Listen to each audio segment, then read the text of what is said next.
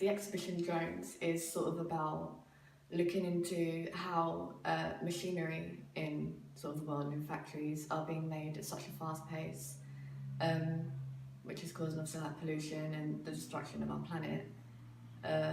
And we are now making more machinery, kind of causing people to lose their jobs and lose work, which is then sort of beginning to overtake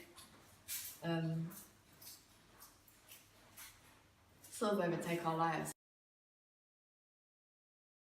I suffer from synesthesia, so when I listen to like music and songs, I can see physically see colours, and I can also see like shapes and patterns.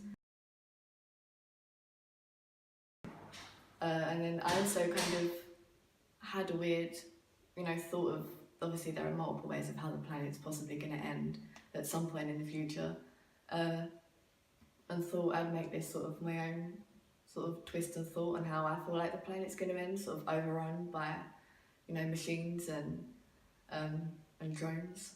Fry's gallery is absolutely amazing. There's just the way it's built as well. There's so many different like places and angles to hang work. I mean, obviously like the people here who set it up are just amazing and will help you like with absolutely anything.